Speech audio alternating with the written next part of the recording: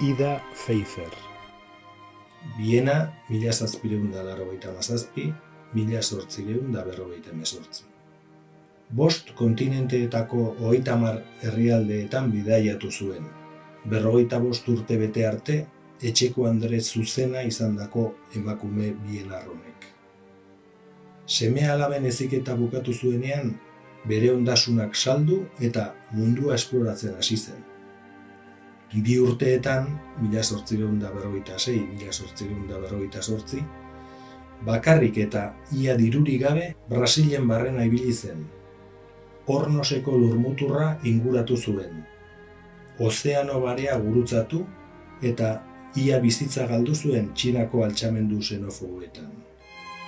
Gero, Indian, Ganges ibaia igo zuen Kalkutatik Delhira. Ondoren, gameluan azpikontinentea zeharkatzeko.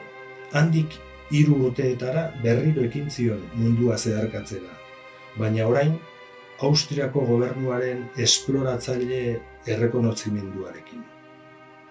Espezien irletara zuzendu zen, Borneoko oian ezezagunetan murgildu, bertako burueiztariekin 6 hilabete bizi izan zen.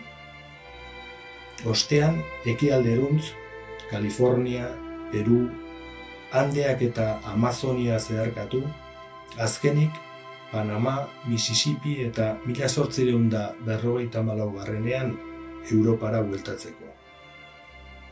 Berlin eta Parisko elkarte geografikoetan onartutako lehen emakumea izan zen, eta bidaietan jasotako oharrekin hainbat liburu argitaratu zituen.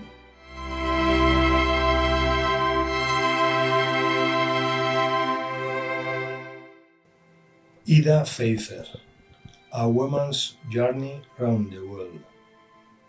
Ontzia, Munbaitik basorarakoa, jendez gainezka zegoen, esaldiaren hitzez hitzezko zentzuan. Olde guzti hura ontzian sartu zenean, ez zegoen leku bat bakarrere. Batetik bestera joan ahal izateko, kutxa eta baulen gainetik ibili behar zen. Bidaiarien buru edo oinen gainetik ez ibiltzea zainduz. Egoera larrietan begirada batez nagoen lekua aztertu eta zalapartaz babesteko inork ikusi ez duen txokoa aurkitzea ohikoa dut.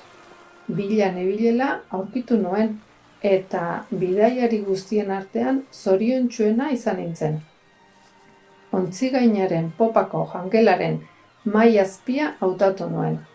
Bertan kokatu nintzen, berokia zoruan jarri eta eroso egon nintzen, eskuak eta oinak edota burua zapalduko zidaten beldurrik gabe.